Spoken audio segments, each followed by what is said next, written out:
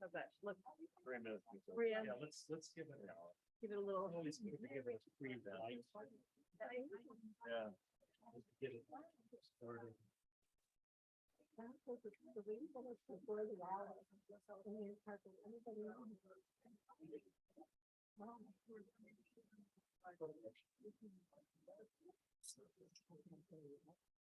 people turn to like different weather. Oh, really? We'll see how many people are on Zoom. It's still not there. Still on my charger at home. Still at home on my charger. Still not on my wrist. You know, learn how to read books by the time you get up. I went 2 hours.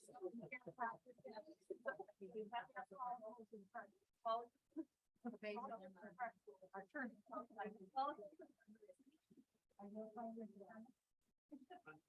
believe if I turn up, where's he? I'm like, turn up. We're gonna learn about turn up. Someone singing this song?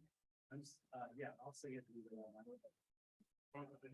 Yeah, yeah. I guess the song that you want to do. It's good. Long life.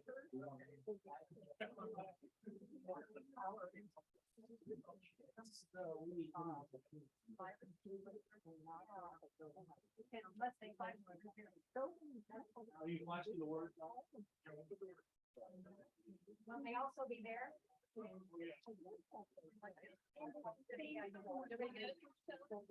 have people in but it's the same we have people in Washington State, New Mexico, and also we're hoping, you know, I know there's a good reason for it, but you know,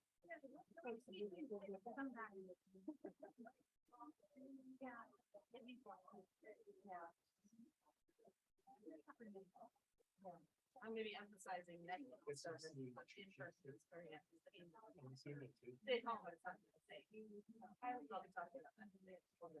I'm not gonna come up and sing it. All right, I'm doing video on. I think the other thing too is people get more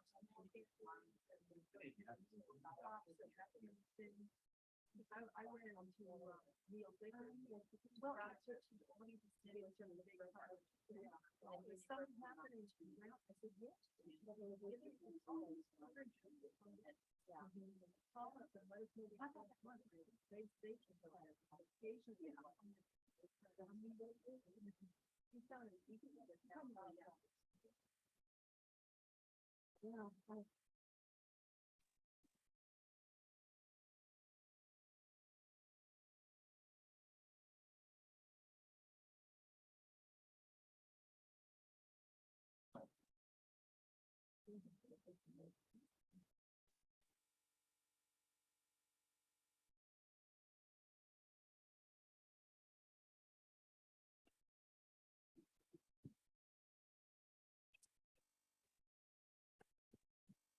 I just passed my COVID test. Good morning. Welcome to the hybrid service of Summit Unitarian Universalist Fellowship. I'm Suzanne McQuaid, your service associate today. We're recording today's service, so we'll turn off the recording at the end when we do our community sharing. Now, to help us into the spirit of worship, let us calm our minds and listen to Karen's prelude. Good morning. This morning I will play the last 2 movements of the Bach Partita. I've been playing a little bit. And it was Bach's Opus 1, even though he'd written many, many things. This was the first piece he published. And he wrote a poem dedicating it to the birth of his patron's first child. So it has a little poem that Bach wrote about birth and new life. So I thought it'd be great for this service. Thank you.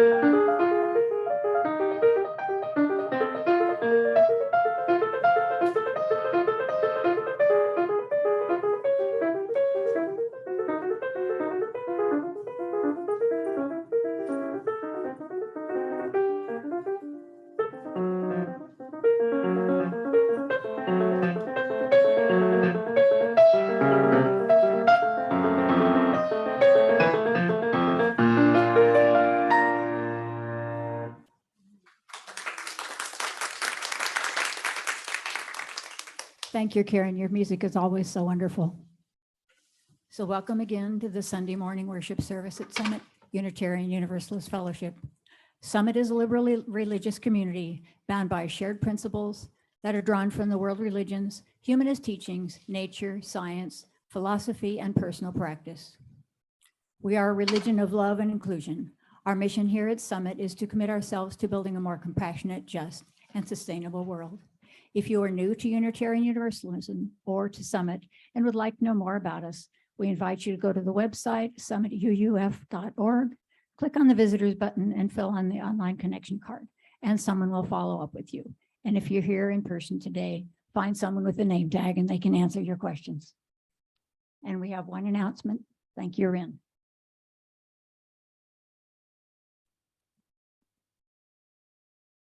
Thank you, Suzanne. Good morning, everyone. Over 2 years ago, we were, like everyone else, in the throes of the pandemic, and Reverend Frank was retiring, and we needed a new minister. So we looked and we found Reverend Everett Howe, a mathematician who had just recently completed his training and his work as a chaplain. This was to be his first stint as a community congregational minister. He served us with dignity and grace and strength for over 2 years and got us through the worst of the pandemic. On November 12th at 3 o'clock in the salon and outdoors, we will be having a thank you and a going away event sponsored by the Summit board. And everyone is attended. The Reverend Everett will come with his partner, Isabella, and they are very much looking forward to this because of the rapid way in which this played out. He wasn't able to say goodbye. We weren't able to say goodbye in the way that we wanted to him, and he's very much looking forward to being with us to do this. So everyone's invited November 12th, 3 o'clock outside for coffee and cake. Thank you. Thank you, Rin. And thank you today, Tyler, Rin, who's also on sound over there, and Pam. We'll light the chalice and chalice lighting.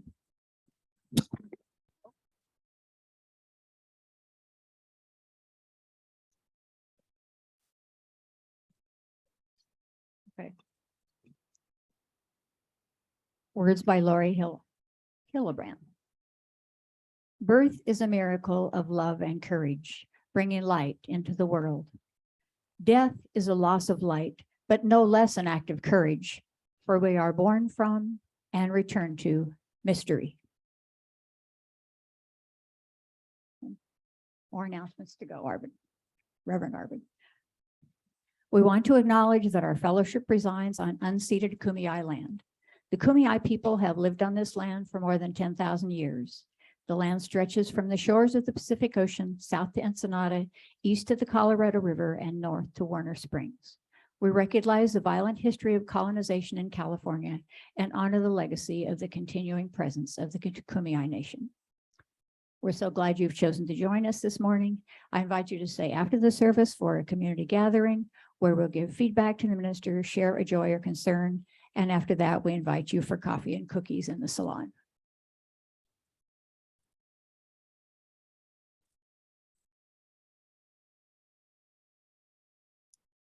You, him, and aspiration.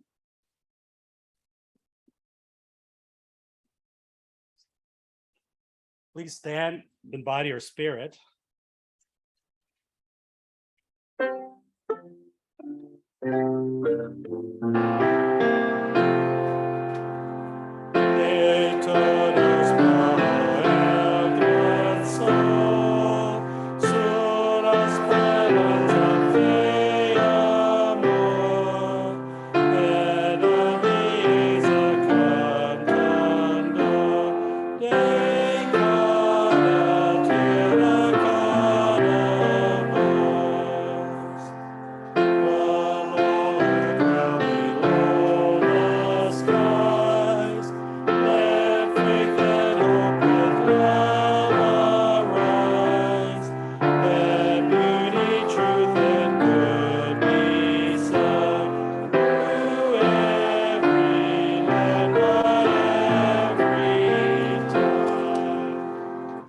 So I'm here because they won't let me in the emergency room waiting room.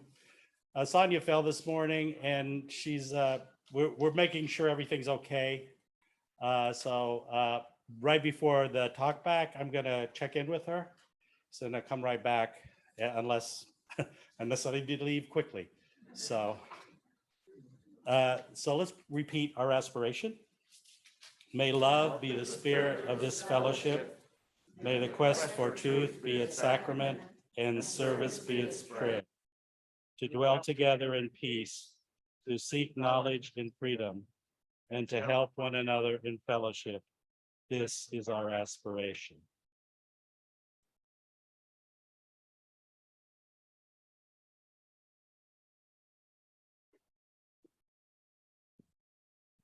Good morning.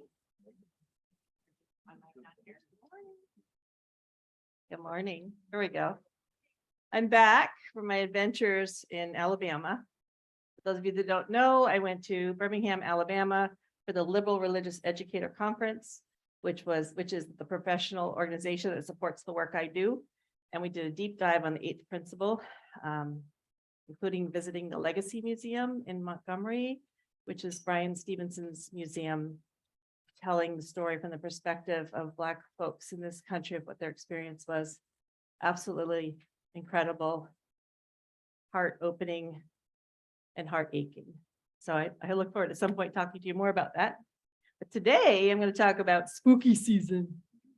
And you may notice there's not a lot of kids here today.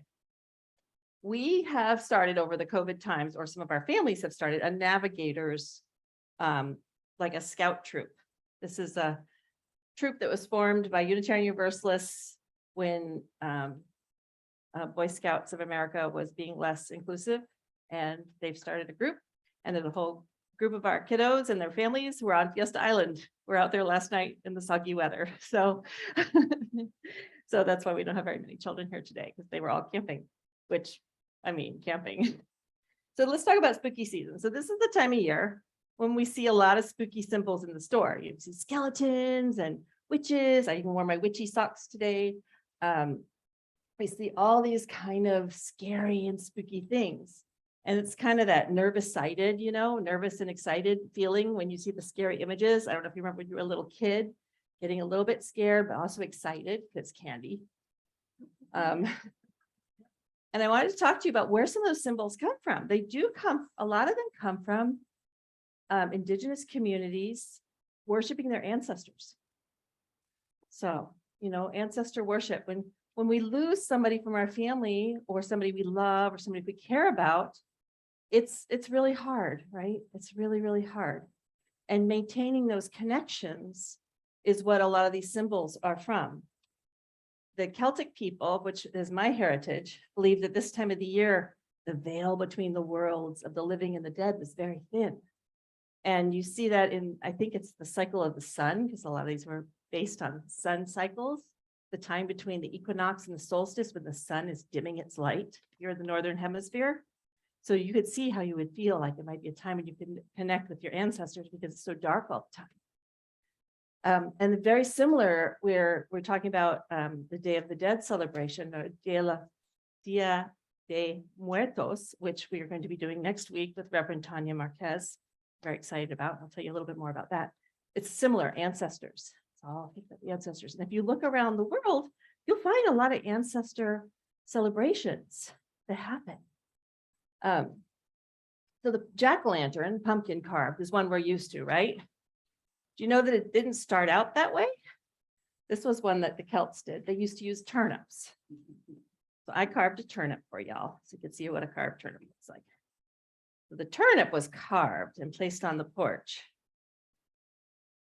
It was supposed to be like a ghoul, but to scare away the unfriendly spirits.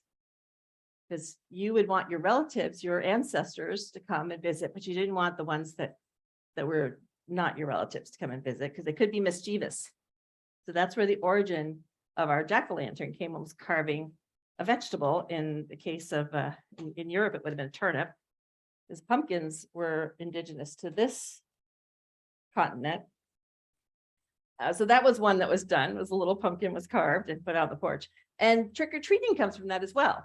So it was thought that the spirits would go from house to house looking for their relatives, and you would put out treats for your relatives, like your great-grandfather's favorite meal, or a bottle of extra special whiskey, or something that would resonate with your relative. So that would be your treat for them.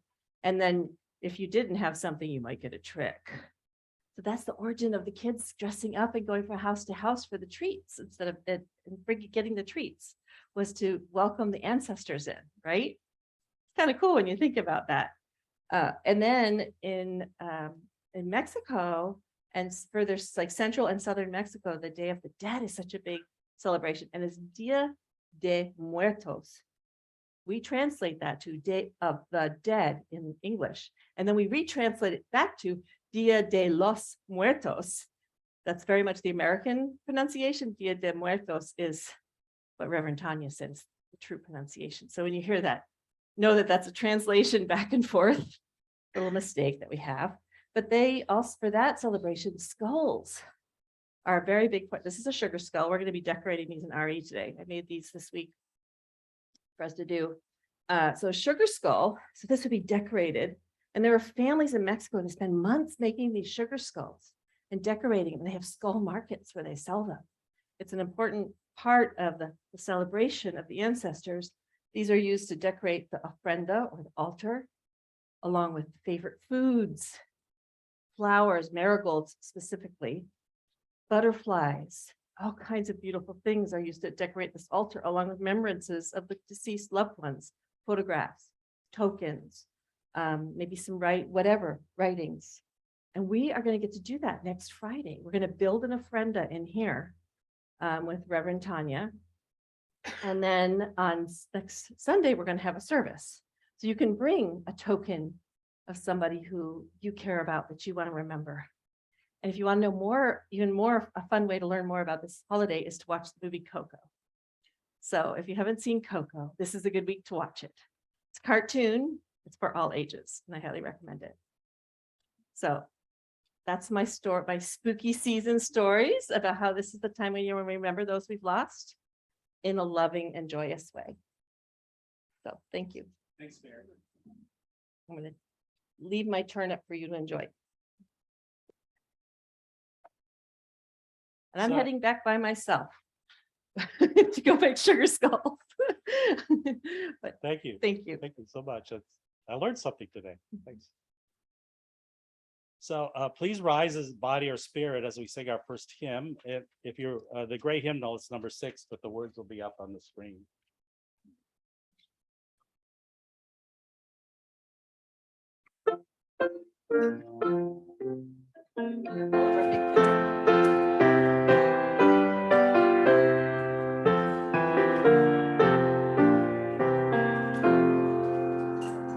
Just as long as I am alive,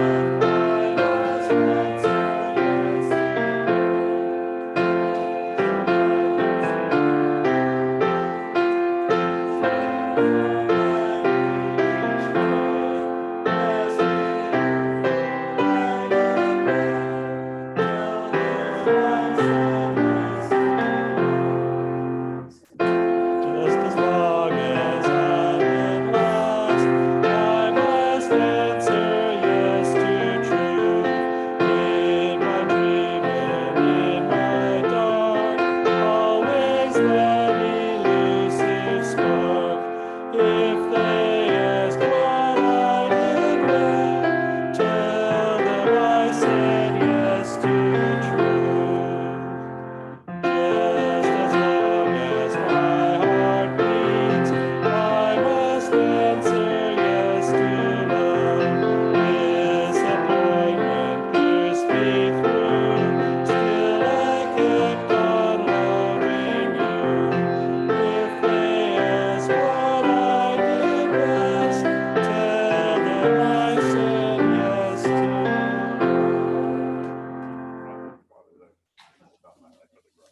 Thank you. Arvid and I had the words back there, but I can't you'd, see you'd from have to distance. find magnifying glass eyes to read them. Okay, but the next one's right in front of me. For Whom the Bell Tolls by John Donne. No one is an island entire of itself. Each is a piece of the continent, a piece of the main. If a clod be washed into the sea, Europe is the less, as well as if a promontory were. Or if thine friends were. Each one's death diminishes me, for I am involved in humanity. Therefore, send not to know for whom the bell tolls, it tolls for thee. And we'd like to give a big helping of gratitude to Reverend Arvid this morning. Not only does he have his complication he already told you about, but he just stepped off the plane yesterday. So he's really giving his all for us today. He's been a parish minister for 35 years in Washington State, North Carolina, and he was lead minister of First UU Church in San Diego. He got his Master of Arts degree from the University of Chicago Divinity School, a Doctor of Ministry degree from Meadville Lombard Theological School. Since leaving parish ministry, Reverend Arvid has pursued a ministry of spiritual direction, teaching, preaching, and he's also gotten some music in there. So on your order of service isn't being performed by those folks. They wrote it. It's an old country song that I've always loved. It's called Satisfied Mind.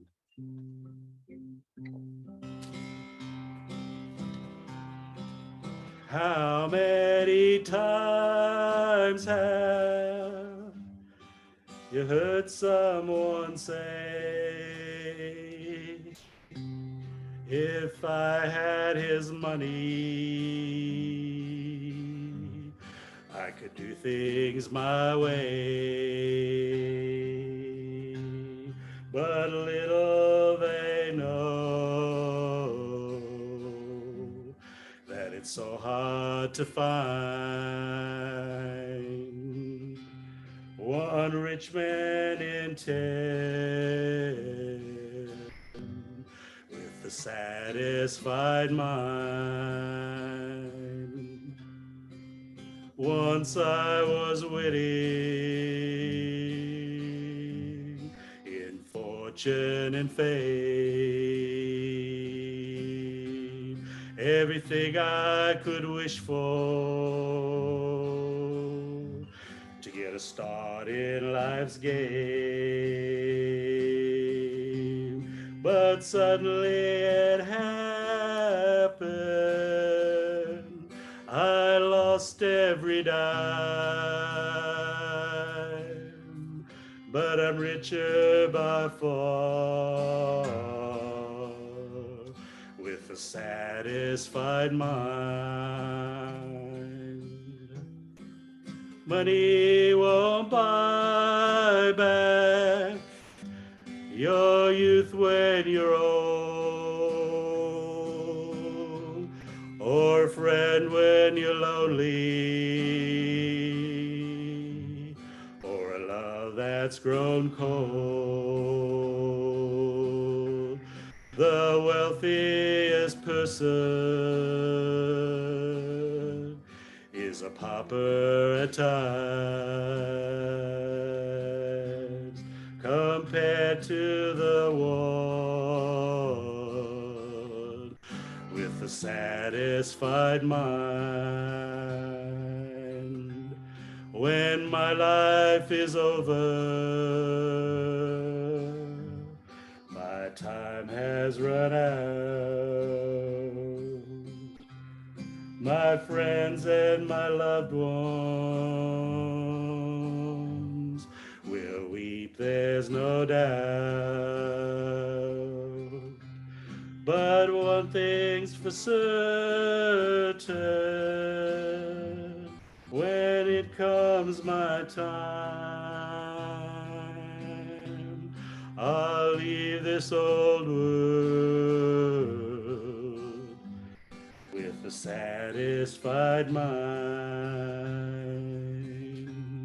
I'll leave this old world with a satisfied mind.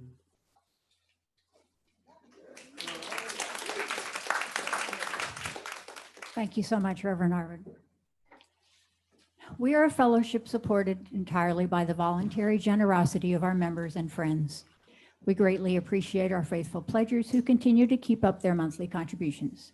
If you are moved to support Summit today, I invite you to contribute to our virtual plate by going on the website summituuf.org.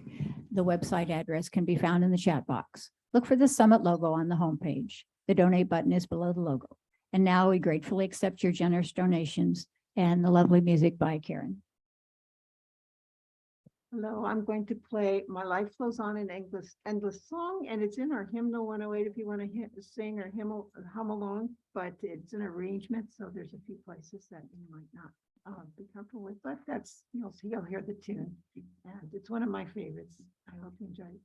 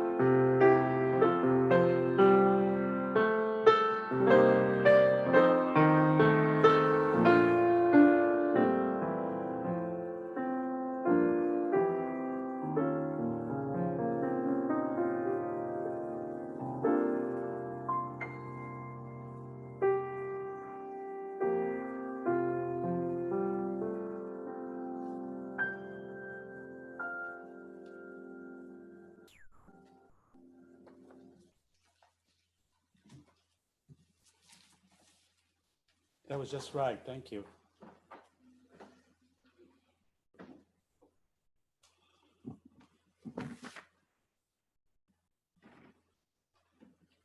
You're going to die. And I'm going to die. It's really kind of startling to really think about the fact that every breath that we take is going to take us closer to our last. That we don't know when or how and what circumstances that last breath will be. And it's so easy to forget that and to waste our precious moments and act as if they were unlimited. In medieval times, in monasteries, as monks would circle their cloister on their meditative walks, when they passed one of their brother monks, they would say, "Memento mori," remember death. Because they knew, as we know, if we think about it, that remembering the fact of our mortality can help us live better. So it's a good thing. It's a good thing to remember that we're mortal. It's a good thing to remember that we will die, and every moment we have is precious. So there's help. Now there's an app for that. It's called We Croak. And I'm not kidding. It is available. You could download it to your phone. It's free. And at random times during the waking hours, it will send you a message and a banner with a ding that says, "You're going to die." There's some neat little quotes in there too. Now, the writer and anthropologist Carlos Castaneda wrote about his interactions with a Mexican indigenous holy man named Don Juan. And Don Juan taught him that he should think of death as an ally. He said that death is always there, right over our left shoulder. And it was an ally because it was constantly whispering that our moments were limited, and therefore reminding us to act with impeccability. Castaneda wrote that Don Juan told him, "A warrior considers himself already dead, so there's nothing to lose. The worst has already happened to him, therefore he's clear and calm. Judging him by his acts or by his words, one would never suspect that he has witnessed everything." And that also reminds me of a teaching by the great Thai meditation master Ajahn Chah, who held up a glass to his students. And it was a beautiful hand-blown glass. It was his favorite glass. And he said, I love this glass. This glass is already broken. And every moment when it is not broken, I'm enjoying it more by knowing that this glass is already broken. You know, it's in my 50th year, I went on a Zen meditation retreat with Joan Halifax Roshi in Santa Fe. It was called Being with Dying, and it was for professionals who deal with people who are actively dying. And I thought it would be, learning how to be better with accompanying people and their families who are dying. And that happened, but most of the retreat, a silent retreat, was about facing our own mortality. Even the artwork all over the retreat center was about death. And we learned the Buddhist practices around death, and just all the time, no escaping, all the realities of death. And one of the things that we were asked to do was to do free writing without censoring ourselves, to scenarios. One was to imagine the worst death we could think of. And we weren't even supposed to think about it. We were just supposed to write. And then we were to imagine the very best death we could think of. And when I finished the retreat, I told Sonia about that one. I said, you know, for me, the best death I could think of would be free of pain with a clear mind, and her face being the last one I saw. And she said, that is, you know what I like about that, Arvid? I'm still alive.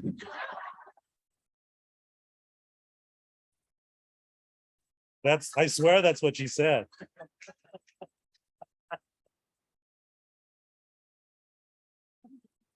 In the end, we wrote a death poem. There's a tradition in Japan to write a death poem, a short poem. And I noticed at the end of that retreat, rather than it being difficult, I never felt so light. I never felt so free. And it reminded me to constantly examine my life to see if there was any unfinished business that I needed to take care of. Because that moment can happen at any time. A lot of people fear death. I'm not saying I don't think I do, but I won't know, really, until it happens. Some people fear hell, and I think that is one of the worst, horrible teachings that humanity has. This whole idea that we would be tortured for eternity for some missteps that we've taken in our lives. And that was the beauty of our universalist forebears who went after those revivalists who are preaching hellfire and brimstone in the late 1700s and early 1800s and saying, no, no one is separated from the love of the divine. That's part of our heritage. And one of the best things that we can do as we welcome newcomers from those kinds of religious backgrounds into our community is to remind them that we don't believe in hell. We don't believe in hell. But more than hell, I think people fear having wasted their lives. In late 2006, my colleague and friend Forrest Church was diagnosed with a fierce form of esophageal cancer. And so he prepared himself to die. He was going to test whether all the things that he'd preached at a long career at the All Souls Church in Manhattan would stand up to this moment in his life. And it did.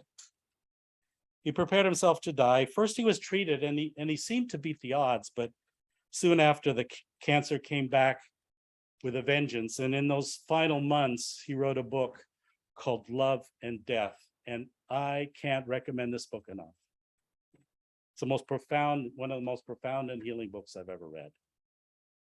In that book, he wrote, death is not life's goal, only life's terminus.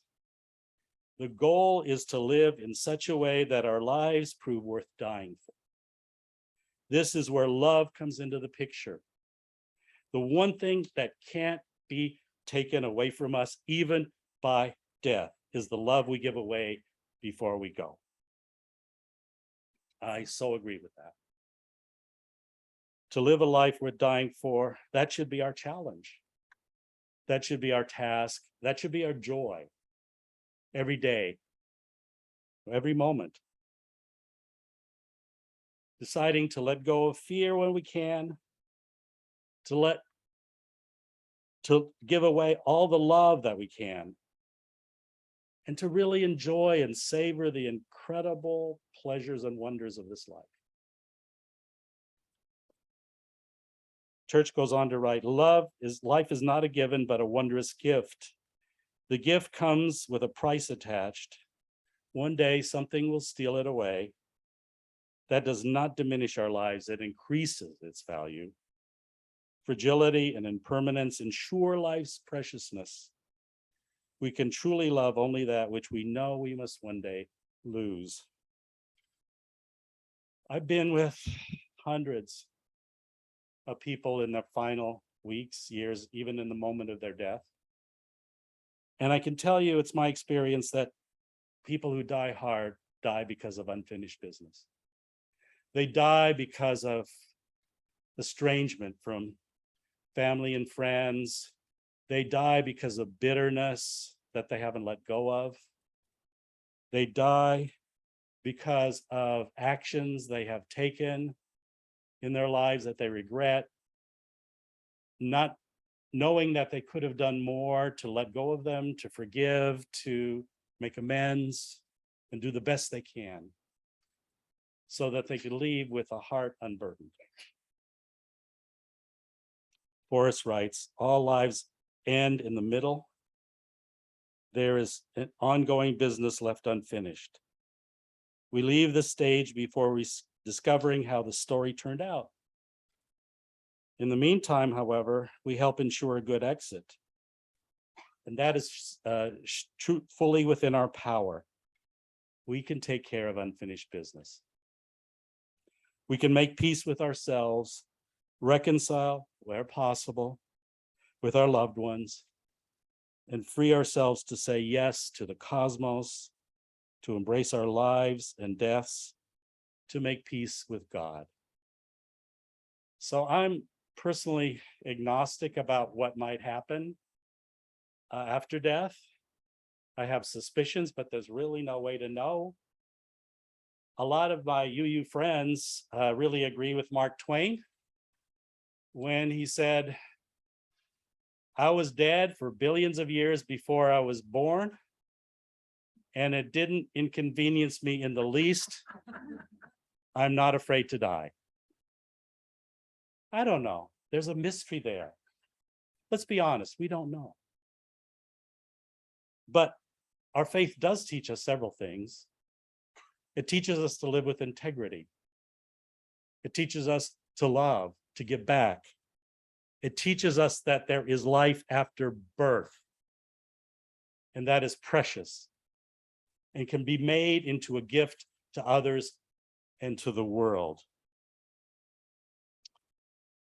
Forrest again. Life is filled with danger. That's just the way it is. Finally, the Titanic always hits the iceberg. Hence, this simple, if imprudent bit of advice. Before it does, pick up the phone. Pick up the gauntlet. Do whatever it takes. Take a few chances. Dare to live before you die. And I say, why not start this afternoon?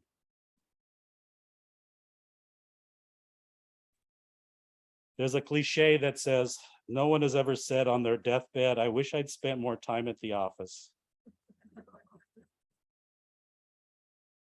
But I've spoken to dozens of people who knew that their death was imminent. And very often I hear that they wish they'd have taken more chances.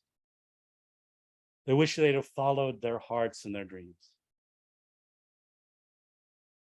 They wish they hadn't postponed reconciliation and forgiveness. Memento mori. Remember your death. Everything you have and experience is a gift, an incredibly precious gift. Gift because it will end and go away. Please don't waste your life. Savor it. Enjoy it. Be grateful. Spread the love. That is the one thing we can be sure will survive us. I urgently need you to hear this. Remembering your death, what do you need to do? Who do you need to talk to? Who do you need to forgive? Who do you need to love better? Do it now. Don't wait. We cannot protect love from death, but by giving away our hearts, we can protect our lives from the death of love. May it be so. Blessed be. I picked the hymn that we're about to sing. It was written by Unitarian Universalist songwriter Shelley Jackson Denham, who was a good friend of mine, She died young. And I miss her. Whenever we go back east, which Sonia and I were back east this week, at the Mountain Camp and Conference Center where she worked. I remember her. So let's sing this together. Please rise as you're able. And it's in the great hymnal. The word should be on 354.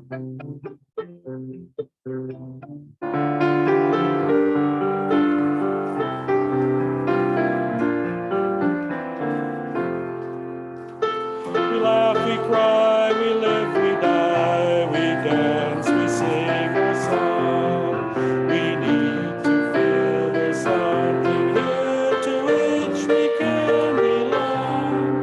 We need to feel the freedom just to have some time alone.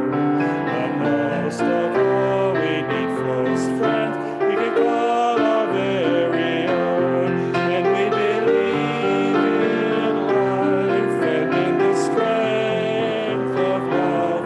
And we have found a need to be together. We have our hearts to give, we have our thoughts to receive, and we believe that sharing is an answer. Child is born among us, and we feel a special glow. We see time's endless journey as we watch the baby grow. We feel to hear imagination freely running wild. We dedicate our minds and hearts to the spirit of this child. And we believe in life and in the strength of love. And we have found a time to be together. And with the grace of age, we share the wonder of youth. And we believe that growing is an answer. Lives are full of wonder and our time is very brief. The death of one among us fills us all with pain and grief. But as we live, so shall we die, and when our lives are done, the memories we shared with friends will linger on and on. And we believe in life and in the strength of love, and we have found a place to be together. We have the right to grow. We have the gift to believe that peace within our living is an answer. Seek elusive answers to the questions of this life. We seek to put an end to all the waste of human strife. We search for truth, equality, and blessed peace of mind. And then we come together here to make sense of what we find. And we believe in life and in the strength of love. And we have found a joy being together. And in our search for peace, maybe we'll finally see, even to question truly is an answer.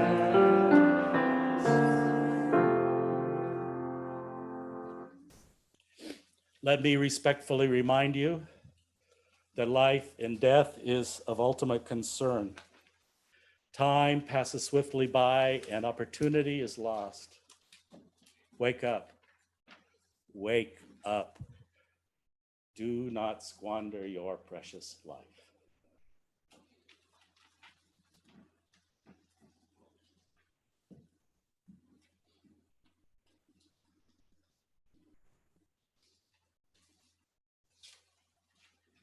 So, feel comfortable holding hands?